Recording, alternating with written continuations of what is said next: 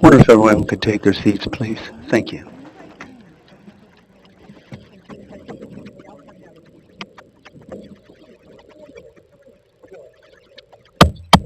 We're going to go ahead and call the meeting, the committee of the whole of the City of Bloomington City Council to order. Madam Clerk, could you please call the roll? Alderman Bray. Here. Alderman Mathis. Here. Alderman City. Here. Alderman Malloy. Here. Alderman Burgess. Here. Alderman Painter. Alderman Schmidt. Here. Alderman Black. Here. Alderman Harlan. Here. Mayor Lamb. Here. Thanks very much. We do have a quorum. And we do not have any public comment, is that correct? Okay. I don't know who would said it, said what? Yeah, we will call Ripley's, believe it or not. Next, we have a presentation discussion and direction on a total compensation study of 15 minutes. And turn it over to our city manager, and who I guess is turning it over to Nicole, or? We're going straight to the HR director. Okay. Thank you, Mayor. And I will pretty much call Josh Hanson up. He's our content benefits manager. He's our number. Who else are we turning it over to? Right, exactly. But I do want to just provide some introductory comments that this is an ongoing conversation. We owe you some response on this one particular item, which is the compensation study. And so I'm going to turn it over to Josh to give you the details. Great. Thanks a lot, Nicole. Thanks, John. Yep. And our goal, of course, here it's twofold. One is to give everyone an update based on some previous dialogue that we've all had together in different, I guess, subsections of the broader group. Educate everyone on the research that we've done based on a couple consultant groups that we're a part of and have reached out to, and then identify our next steps or our recommended next steps for further, review.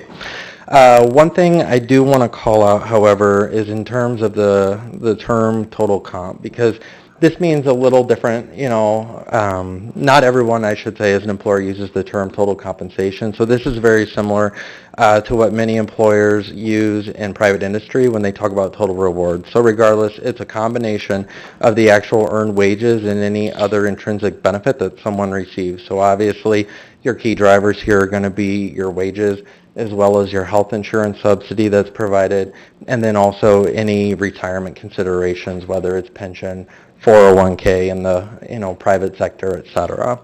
And so a couple things I do want to remind everyone in terms of changes that we are implementing or will be shortly in regards to total compensation from an HR standpoint. One is that there is going to be a spousal eligibility change as of 1/1/19, in that spouses who have access to health care on their own through their own employer will no longer be eligible for our plan. That will go into effect for all classified non-union and as well as some of our union groups. Another is that from a health insurance standpoint, we are anticipating modest health insurance changes from a plan design perspective, and we are planning to implement a high deductible health plan. So that'll be new for the city of Bloomington. The third is in regards to IMRF. Currently, the plan is funded at 97.5%, in essence, fully funded. And so as a result, we are anticipating a fairly significant change to our employer rate for next year at almost a 25% decrease. Currently, we pay 12.74% wages for each dollar that an employee is paid if they are an IMRF eligible employee. Next year, it's anticipated that that will reduce to under 10% at 9.98%. So those are some things that will change the levers for us as well. But in regards to, of course, the question that we received for the pay. So obviously, it depends on if someone is part of a union or if they are part of our classified non-union group. We do, as everyone is already aware, work with the Hay Group to set our classified non-union pay matrices based on data that they have available. But also we work with our sister cities to get comps for some of our other key positions, police, fire, et cetera. But there's always additional information that we can glean to make sure that we're paying appropriately for all city employees. And so that's the piece, of course, we're here tonight to talk about. Before we dive into the details, I do want to talk about a couple themes that we heard from actually all of the vendors that we reached out to, especially in regards to data specific to municipal positions in Illinois, especially if they're Union 1. The data is really hard to get at. It's not readily available, so it's a little different than the benchmarking we do specific to wages for a classified non-union group, as you'd expect. The second is the Illinois factor. So one, obviously, as we all know, Illinois is a very high cost of labor state. Us being downstate, any data that we glean, we will also have to remove the Chicago effect or the Chicago impact of the metropolitan area so we don't skew the results. So that's another piece that the vendor or vendors that we move forward with will need to do for us. The other is that for some positions across the city, we do have private industry data that we can beg, borrow, glean, and incorporate into our final results that we'll present to council, which is a good thing. I know that was a question that we received from several members, so we wanted to make sure to be able to bring that back. But in terms of next steps, and this is really what we're recommending as well, is that a custom survey, because the data is really hard to get at in the municipal space, we will need to work with a vendor who can help us create a custom survey, do the outreach to the member communities that we agree to do, and probably the central Illinois area that we'd want to focus in on. They would then grab the information together, aggregate it down. They also would be able to tell us from a prevalence perspective if the data that we're getting, how that would be relative to the broader Illinois market and even to the region. But really, that's what we're hoping to do. So you're probably thinking, okay, so what's the pitch? And really what we're hoping to do is work with two consultants that we've worked with in the past. The first one is the Hay Group. Not surprisingly, they do have information on the private sector side specific to many of our positions. If there is a similar role that would readily be available in the private market. So if you look at our top 10 positions, all of them are within unions, but there are 4 positions that they can get us information on, and that would be the truck driver, laborer, heavy machine operator, and utility worker roles. And so we'd be able to get that information for $5,000.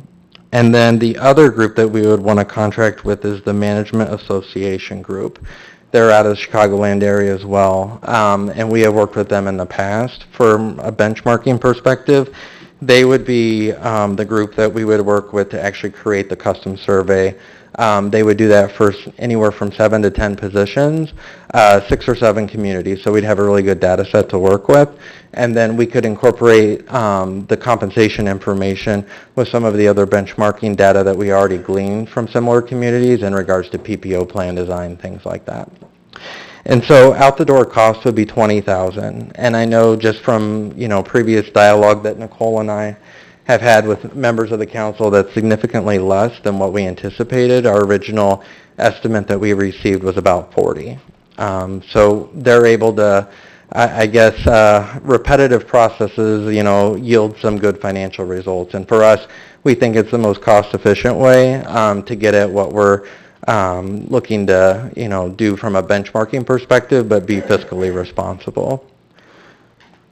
So I leave you with this, that is our recommendation, that we'd move forward with using both companies. It's a little different than what we originally anticipated this being from a next step standpoint, but we think it will get, those results. Does anyone have any questions? That's one thing we want to cover. The other piece too is in terms of the data that we would be looking to incorporate, not to put anyone on the spot, we can always talk offline as well, but we would want to gain consensus on what that survey would look like. And so if there are any hot topics that council would want to include, we definitely would welcome your feedback or input.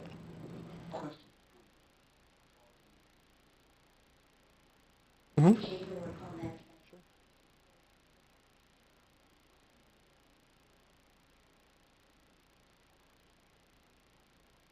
Yes, and very similarly, it depends on which subset of our population you're looking at. So we have just a shade over 600 employees who are active full-time across the city. That does include the library.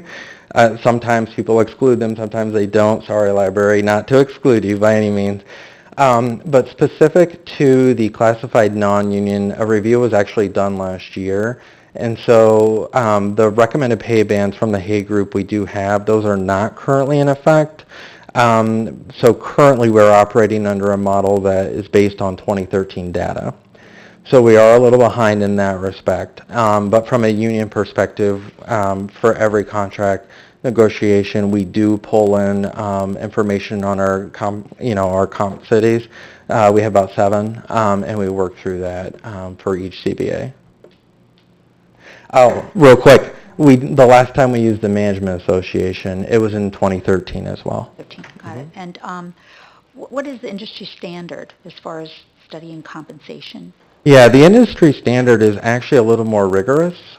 Typically, about every 3 years, you would want to review your model. So, for example, as we all know, the market has kind of gone crazy over the last couple years, not only in terms of the stock market, but also the job growth. And when you look at the Consumer Price Index and all those factors, the average raise is kind of teetered around 3%.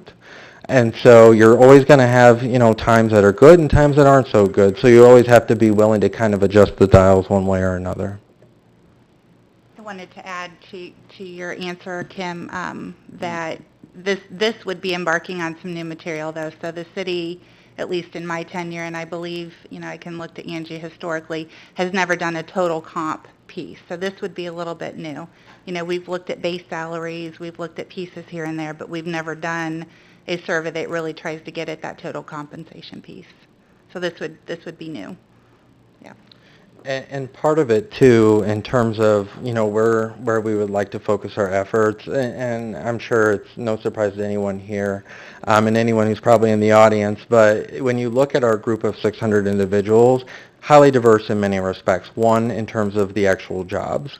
We obviously have a lot of different departments, different unions, but even embedded within those 600 folks, you have over 200 positions, roughly about 225. And so a lot of our methodology that we'd like to use is similar to what you would see in private industry, where you kind of have to focus where you're going to, potentially you would have the most job incumbents, so that you're making sure that your key positions across your workforce are being paid appropriately. Anything else? Okay. Other questions? Alderman Mathey. Josh, you were saying earlier that our IMRF rate right now is 12.7. You're expecting to go down to 9 and change? That's correct. What is the employee percentage on that? Yeah, per Illinois statute, it's 4.5%. Okay. And then, just curious too, I know that I was in the audience one time and there was a presentation, and I always messed the gentleman's name up. Was it Dr. Lust? Mm-hmm. And is he now retired? We reached out to ISU. He is now retired. They have replaced him by about 5 individuals. Nobody really with the skill set at this point to do what he had done for us in the past. Okay.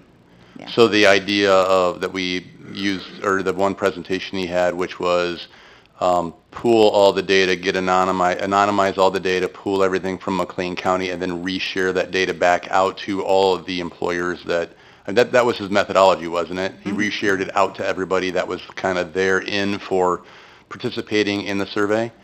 Okay, so that's basically not available to us anymore at this point. Yeah. Okay. Correct. How are we going to get the McLean County comparables? Because on an often basis, we talk about getting comparables from sister cities. What my perception is that happens when we do those sorts of things is that next year, Champaign will do one, and they'll say, look at the raises that Bloomington did. And then Decatur will do it the year after that and say, look what Champaign and Bloomington did. And it's a self-fulfilling prophecy in a circle there. But how do we make sure that the taxpayers of Bloomington feel like what we're doing here at the city is appropriate for the way that they live in Bloomington? How do we have our comparables be very McLean County centric? Right. And I guess it's one of those things as well that, 6 in one hand, half a dozen in the other. I think the way to do any sort of analysis or, research project like this is to get consensus built amongst a group. And so, even if we have council's blessing to move forward, I do think we need to have checkpoints along the way to make sure that council is comfortable with the direction that we're taking. So for example, that's no different, in kind of my previous life. Like, let's say you're looking for a similar position at an insurance company. Well, which ones do you choose? Do you base it by, total premiums in the door? Do you look at different demographics, within the market that they're trying to look for? It's no different from us. Like, basically, if we were trying to, look at compensation for a police officer, you could look against, a town of a similar size, or data will tell you whatever you want it to tell. You need to make sure it's valid and accurate. And so I think part of it, one, is education for all of us as to how we're going to embark on this journey and make sure we're, agreeable, especially at certain critical points throughout the process, so that, once it's done, whatever that data tells us, we all agree on the results. Because sometimes data is going to tell you what you don't want to hear. For example, in government, obviously there's total comp is never an easy topic to talk about, right? Let's just be frank. But sometimes the data will tell you maybe you're behind market depending on what your goal is. So, whatever that is, we just all need to be ready for what the results are and what the next steps are for each position.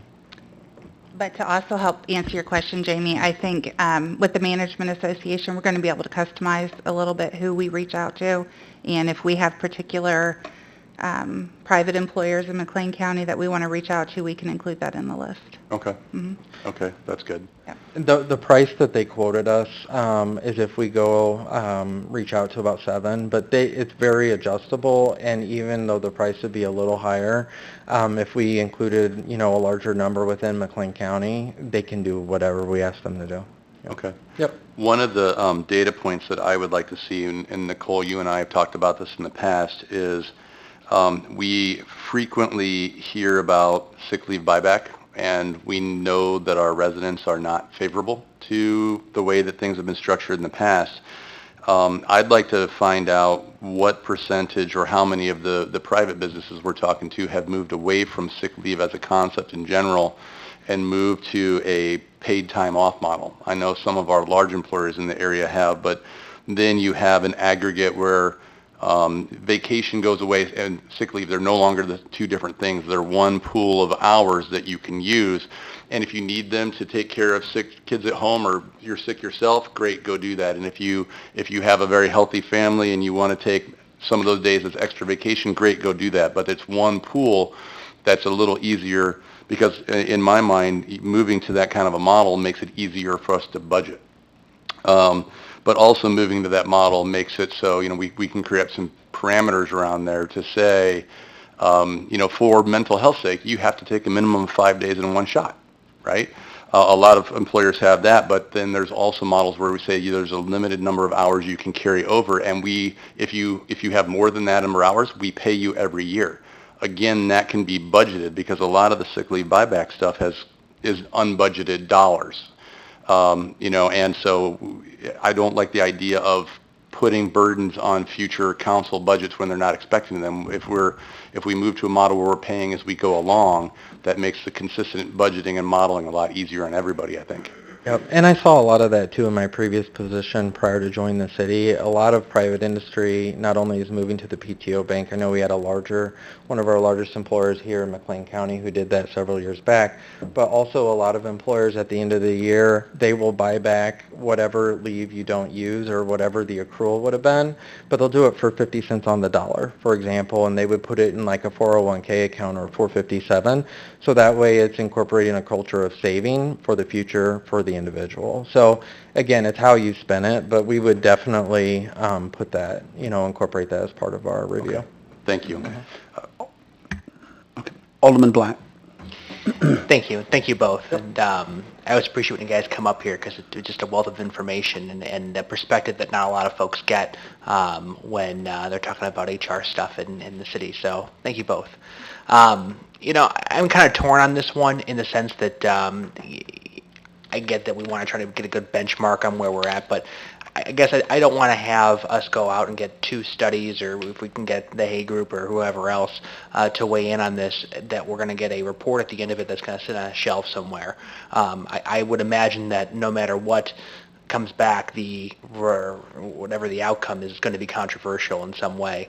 That's on the one hand. On the other hand, what Jamie's talking about, I totally agree with. I think we need to be revamping how we we structure benefits, time off, and any compensation in general, but we can't do that unless we have some sort of baseline understanding of what that recommendation would look like. So I guess my question is more for Tim. What is the direction that you guys need from us tonight to move forward? Just a general consensus? That is exactly what we're looking for, just, basic thumbs up to what Josh and Nicole presented, and then we'll take it from there. So in my mind, I would say, knowing that, for me, before we vote on anything, I'd like to see some sort of project map where we really spell out those checkpoints that you're talking about. Are we doing that on a quarterly basis, a monthly basis, and get feedback from us, however appropriate. Because when we do these sorts of things, if it, let's say, comes back and, 20% reductions in pay across the board because we're out of whack with whomever, that's a controversial thing. Or vice versa, comes back with, you guys are not compensating your employees in line with similar positions. I want to know that before we get into a meeting where it becomes the headline and now we're having to have that conversation in public. But I think it goes without saying that we have to make some major changes to how we structure our city and how benefits and time off and how we compensate our employees needs to be looked at very carefully. And I really appreciate the work that you both have done when it comes to benefits like spousal information and that, but we need to see more of that. Maybe we can catch some of those savings on the long term. Okay. Since we're well over budget in terms of time on this, are there any objections with us moving forward with the compensation study as presented? Alderwoman. I don't have an objection, but I just want to echo what Scott's saying. And I know $20,000 on a $200 million budget isn't a huge amount, but are we going to do anything? I'm not looking at you, I'm looking at people to the right and to the left of me. Are we going to do anything with that information? Or, if we're not, then... Real quick, just to your point, if I were in your shoes. So a lot of the benefits components we can get on our own pretty readily. So, whether it's police, fire, funding rates, or IMRF funding rates, we can get that from all of our comparables. We met with Springfield, for example, within, the last couple months, and I believe their IMRF rate is like 15 to 16%. So, those can widely vary from municipality to municipality, and that's a huge component of total comp. And so, again, just that high-level number doesn't tell you the story. Very much, for example, with the PPO plan, if someone has family, the cost to the city is substantially different than if it's employee only. So we can get that along with some of the, the PPO and health insurance prevalence information. But to your point, Diana, especially with all 10 positions across the city in terms of incumbency being union, definitely it would present some nuances on next steps on whatever would be delivered. But whether we pay somebody to do it separate from what we're paying you already or not, Right. My question is, will we do anything? I don't want you spending time on it either if we're not going to do anything with it. Right. I think... And we're very good I at can't doing speak for that. the council, but I'm assuming that there's consistently been interest by, I believe, everybody on the council Interest, but in what moving about forward. backbone? Yeah, okay, but we have to have the data, right? I understand, but if we're not going to do, I would just like to see 10 heads going like this to the question, will we be doing anything with this information once we get it? Anything productive with this information once we get it? I think we can assume so. That's all I'm looking for is some people Alderman, going up and down. Alderwoman Bright. So, I think just the exercise, if I'm understanding correctly here, Josh and Nicole, of seeing where our city compensation, our total compensation package fits as far as not just a number of base pay to people, but what kinds of benefits people are getting, how they're being delivered, almost like a structure change it could be. So we could be informed about that. Whether or not we decided to then take action would really be premature to comment on that at this time, but I think just being informed about that and how things are structured and what are some of the new models for total compensation, and you've touched a little bit on the PTO bank and that kind of thing. I mean, just going into that, maybe that doesn't translate into a number, maybe that just translates into a structure change or just some significant updating potentially to our HR interaction. So on top of that. and the group that, we're playing a partner for the majority of the work, Management Association, of course, actually one of the members there, I worked with in one of my previous lives. They focus heavily on true comp, the dollars, how much is someone making in terms of their salary, but they can do the other components of total comp as well. And so I think just having this discussion kind of helps us level set on where maybe we need to focus in regards to the time away from work. And so maybe, we get our ducks in a row a little bit, Scott, to your point, and we would come back and talk about, again, areas of focus that we would want to move forward with. Maybe pay might not be the number one driver. Maybe it's other pieces. And then we could make sure we're all on the same page in terms of priority and check-ins. And then, no matter what we would get, it would be something we could incorporate into our methodology moving forward. Okay. So essentially, I think we're committing to using the data regardless of how it fleshes out. Alderman Milwaukee, if we have others, I'm going to, actually, since we've got a couple, I do need we're way over time. Can I have a motion to extend for another 10 minutes? Motion, second. Okay. Okay, this is not Chicago, Alderman Milwaukee. Okay, you can motion. Moved by Alderman Milwaukee, second by Alderman Matthew. Madam Clerk, would you call the roll? Alderman Bray? Yes. Alderman Matthey? Yes. Alderman Sage? Yes. Alderman Malumboy? Yes. Alderman Burgess? Yes. Alderman Schmidt? Yes. Alderman Black? Yes. Alderman Hallman? Yes. Mayor Renner? I'm not voting on this. Yeah. Okay. Alderman Milwaukee and then Matthew. Thank you. And I feel like Alderwoman Bray took the point that I was trying to make, but I think it would be educational, at least. It doesn't matter which direction we go, in my opinion, but over the years, I've heard a lot of anecdotal information, that people are, tend to talk about, but I actually don't know that for sure. I don't know if people are better compensated in the private sector or, in the public sector. So I'd like to know that for sure. And in relation to that, I was actually wondering if the information could also include bonuses that people get paid in the private sector. So we have a global picture of the whole thing. Okay. Thank you. Alderman Matthey.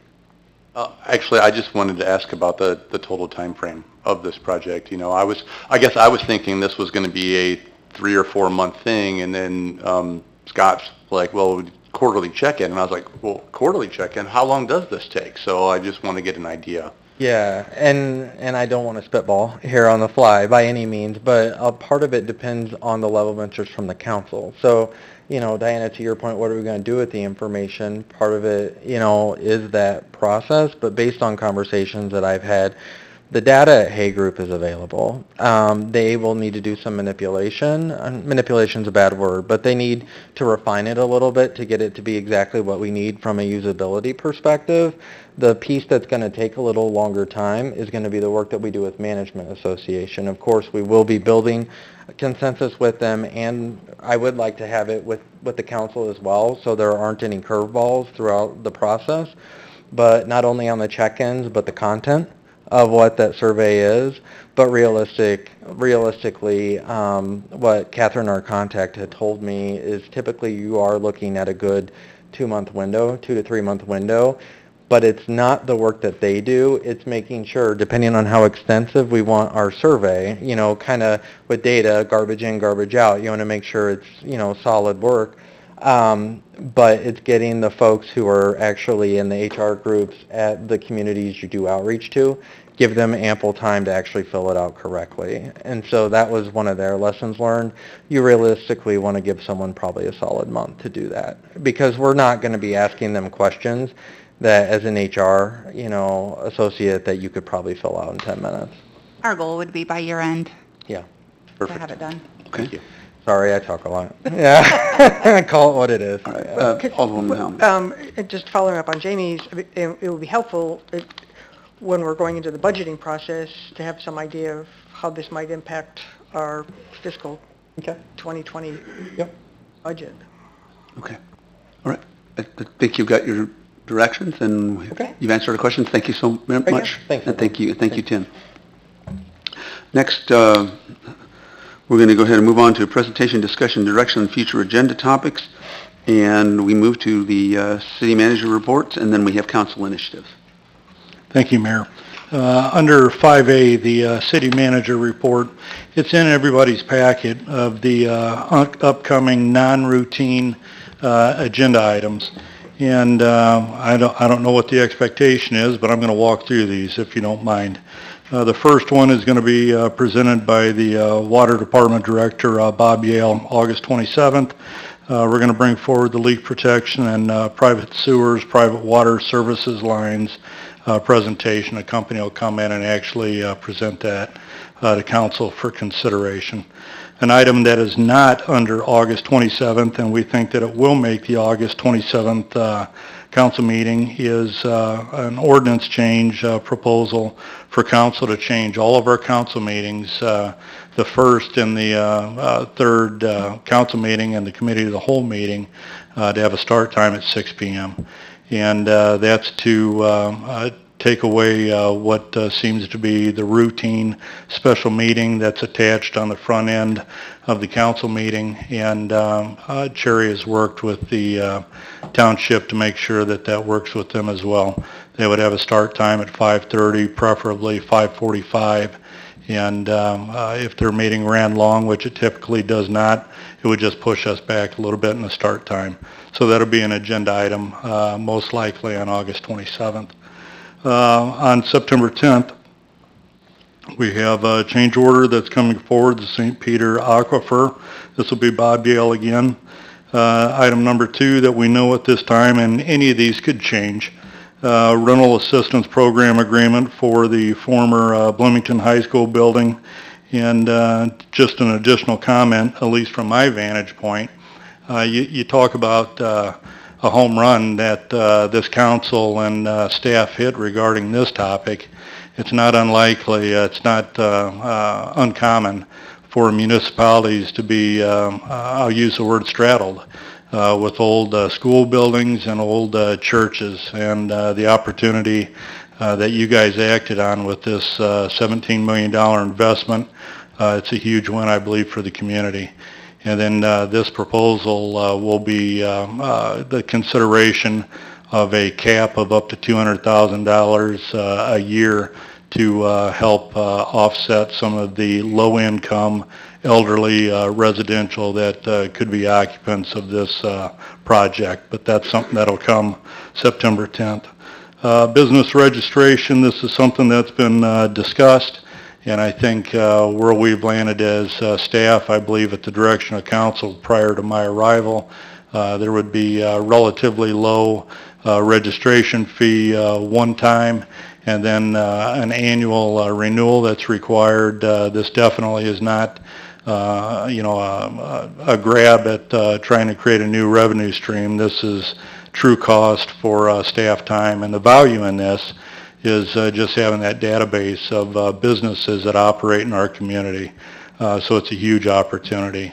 And then additionally, another thing that we'll provide is, a 3 or a 5-step registration online using technology, and the payment component at the very end for that one-time initial renewal. And then the other trailing opportunities that we see using technology. So that's a kickoff to that as well. Fee increase in ordinance was something that staff was directed, I believe, at the budget preparation time, and staff has worked on a number of areas, very tedious at times, to make sure that the different codes that we have, that we've thoroughly looked through everything. But the one thing that staff did, again, I believe at the direction of council, is the fees will not exceed that of the town of Normal. So there should not be concern there. Also, these fees and permitting costs, you blink your eyes and you're looking at a a 1993 fence permit, that's been in place for 25 years. So this is something that staff has addressed. So that's it under 5A. Unless there's any questions, I'll move on. Questions? Thank you very much, and thank you for walking us through the Okay. agenda as we move forward. Thank you. And next, we move to council initiatives, unless there's anything else, Tim? Nope, thank you, Mayor. Okay. This is one that everybody is aware of this, but in June, I believe you guys adopted, an action item that allows and provides that the alderman will submit a written document, and the venue for that to be shared will be at the committee of the whole meeting, and then the council member or the alderman that brought that forward. It will be briefly explained in the agenda. The actual formal request will be attached in the agenda, and then council is left with three possibilities once presented by the alderman, and that is to have the minutes, have the initiative placed on the future city council agenda for further consideration, have staff evaluate and prepare an analysis on the proposed initiative and bring it back for further council discussion, or deny that the initiative be placed on a future agenda, and or having city staff evaluate and analyze the proposed initiative. And we have two this evening, Mayor. Okay, and we're going to go ahead and start. The first is, both are by Alderwoman Howman. First is Lake Bloomington representation. So you have 5 minutes. Yeah. We've obviously had a lot of discussion about Lake Bloomington over the past few months. And I don't know that having, and I know we can't legally have a representative on the council, but I don't have a firm idea of what this would look like, but one thought I had was rotating who a contact would be on council for the Lake Bloomington folks. So maybe a year at a time and just rotate it through, or voluntarily, if somebody takes it on. Perhaps attend, if that person would potentially attend the monthly Lake Bloomington Association meetings to develop a relationship with the LBA board, and be a conduit for the 300 plus residents, the 220 that live on the lake, and the others that live adjacent that hold leases on city property. So I don't know if there's interest, if people have ideas on how the Lake Bloomington Association folks could be represented. I'm open for ideas. Ideas, questions, comments? Alderwoman Schmidt. A question, Diana. It was my understanding that the Lake Bloomington Association has a liaison to the city, and that came out as we were talking about the docks, and I really wasn't aware of their internal structure. I wasn't either. There was some documentation, some document we saw that indicated, I can't remember who it was now, is their liaison to the city, and so I'd like to know more about what their structure and communication is before we would really dive into this. I've not seen anything in writing. It was Dale Strassheim who said, well, I'm the liaison to the city, and it's like, really? And I said, what does that mean? And he got the idea that it was not a fully fleshed out kind of structure. So. Other questions? Alderman Black. Thank you, and thank you for bringing this up. We kind of talked about how weird it is that we have that many residents in the area that nobody formally represents. In doing the Lake Bloomington conversation about the docks, I couldn't have found more disparate views from various people on those topics. And really, I think the onus would be on them to have someone that is elected by their group that speaks for the group that we can interact with in those situations. I don't know if we would be able to even have one alderman. If we have to give one alderman, I'd probably recommend Alderwoman Painter, since she's unable. She's unable to. Yep. You're not here, you're on the cleanup committee. Yeah. I'm kidding, of course. Don't show up, you're in trouble. Oh, man, I'm coming there. That's right. Attendance is We do have a mandatory. gift for. That's right. There you go. Attendance is mandatory, yeah. And of course I kid. This, Right. these are important issues, but I'd put it back on Lake Bloomington Association to have a liaison that can work with any one of us directly or the mayor.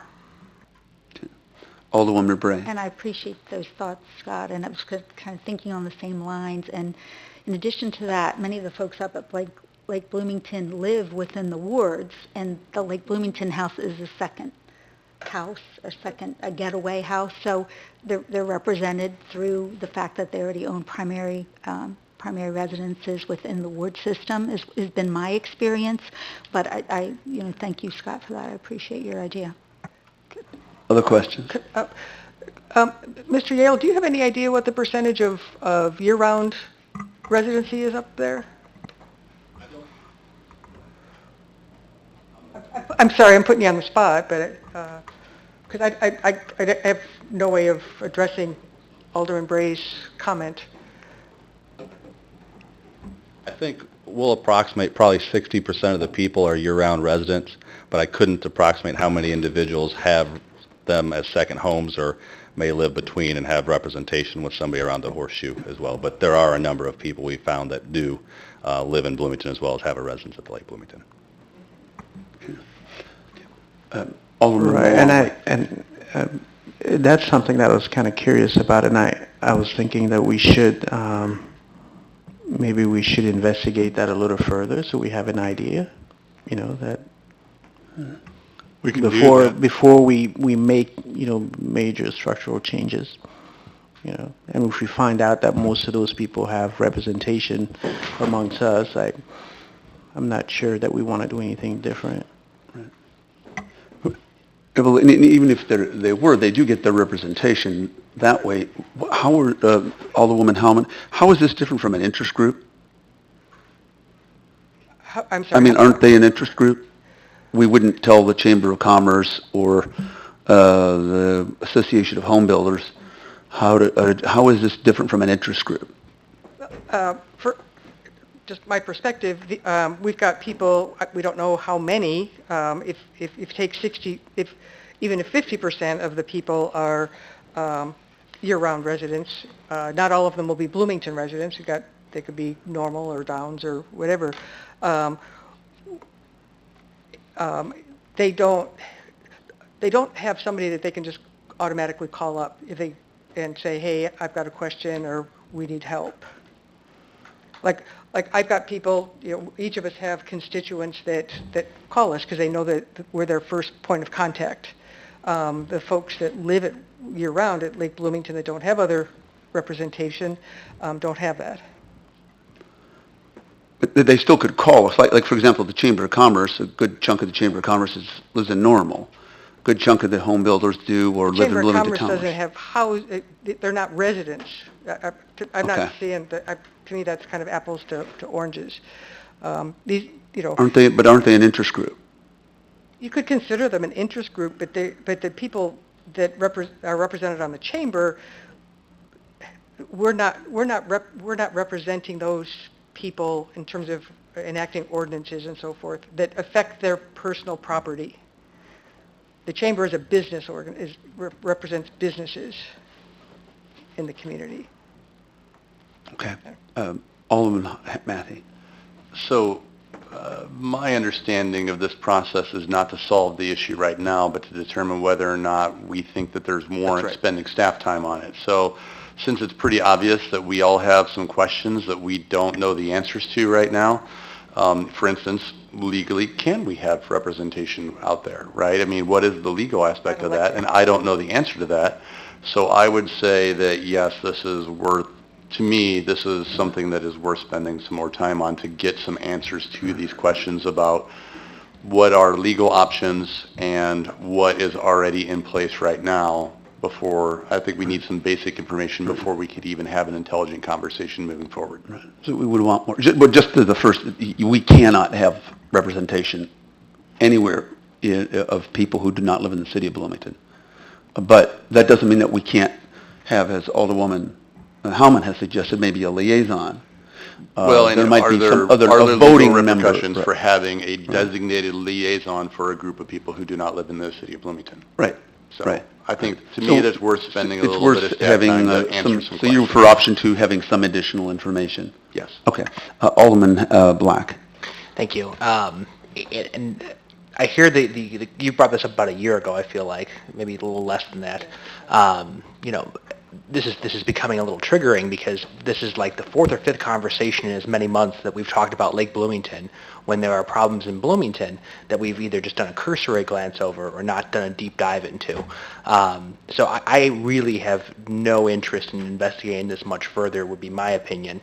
And I'd rather us focus on things that are more pressing, like intersections in our community. Are they the most safe that they can be? How can we expand the Constitution Trail, O'Neill Pool? All things that are impacting our residents here instead of talking about a bunch of folks who have, in some cases, almost $1 million worth of property. It's troubling to me. Okay. Well, at this point, if we could, just as a quick go-around, if I could just say, again, this is just, should we can have staff spend a little more time? Alderman Matthew, I know your answer, your yes. Alderman Sage? Alderman Milwaukee? Alderwoman Burgess? No. Alderwoman? Okay. At this point, then, we have no further interest in, as a majority, not everybody, pursuing that one. Alderwoman Hellman, you have? Yeah, I did have one other question Yes. on here, and that is, Okay. how are, it doesn't have to come to council, if we could just get some clarification, how are policies and procedures established for Lake Bloomington?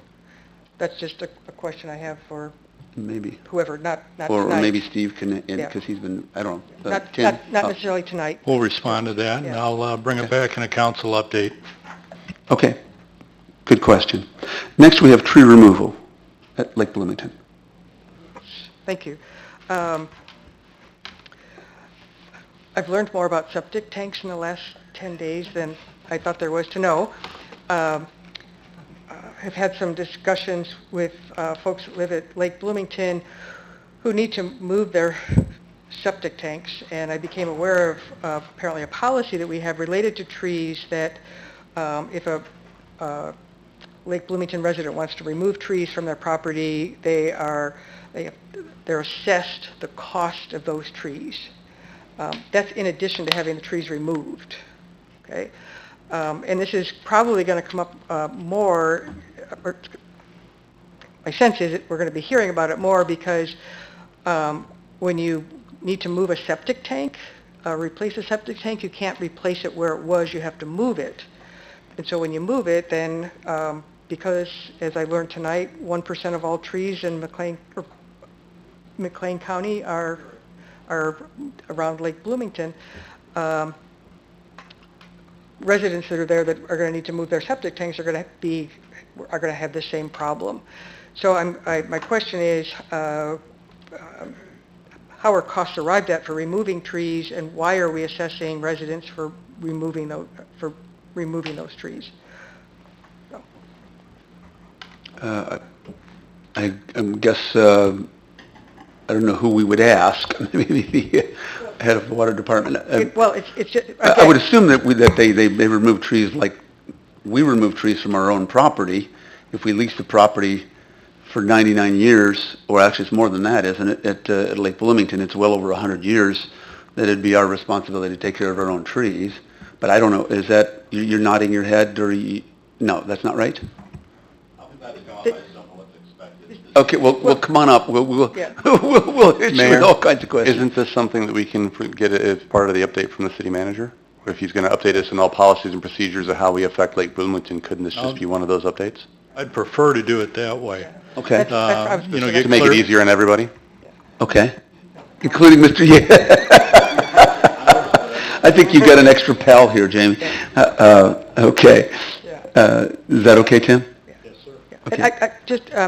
What I found was that the one resident was going to be assessed, if memory serves me right, like $30,000 for their trees to, again, this does not include the cost of removing the trees. This is just permission to remove the trees, to be able to replace their septic tank, because of the age and the number of trees that would have to be removed. So I think That's an assessment? as trees, if you have to have permission to remove a tree, if you Uh-huh. live at Lake, if you lease property on Lake Bloomington, you have to have Right. permission from the city to Is remove a tree. $30,000 to get permission to move a tree? To move the trees that would be required to be able to replace their septic tank in a new position. They'd have to remove a number of trees to be able to do that. So, anyway. Yeah, okay, please. Yeah, so Yeah. I just, the only reason I brought that up is, for me, it could be a hardship on some people to have that cost in addition to moving their septic tanks, to have to do that. Right. So, anyway, that's. I wonder if that's, is that an urban myth?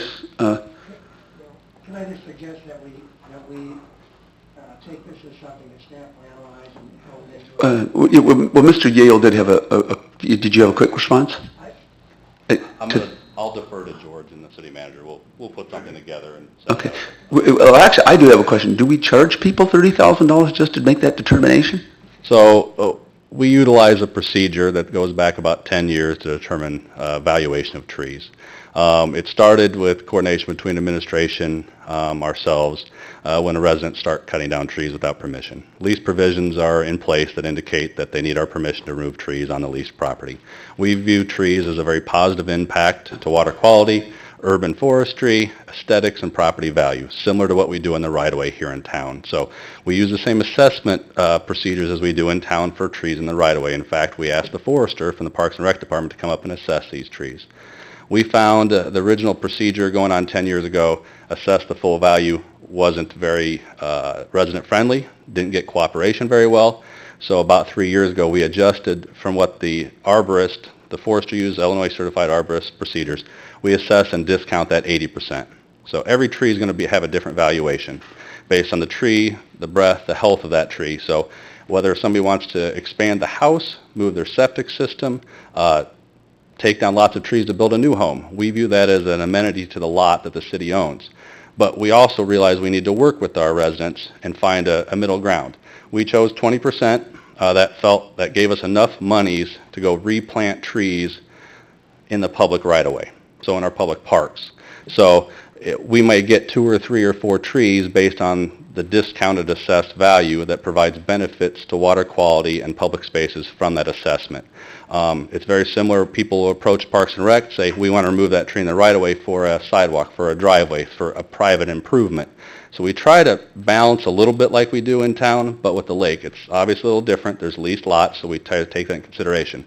This particular instance, there was lots of conversation, discussion, emails ahead of time, make sure everybody's on the same page. We were out there 3 and 4 and 5 times to help them minimize the impacts and still meet the septic requirements. We met with the health department, came up with an alternate plan that they would approve, that we would approve, that minimized their assessed value. We've done this a number of times. We have monies that when we take in, we budget for the next year, and we'll plant the trees when appropriate. That's the quick in the nutshell that maybe you wanted, or maybe that was more than you wanted. I think that helps reduce the need to elaborate. Thank you very much. Okay.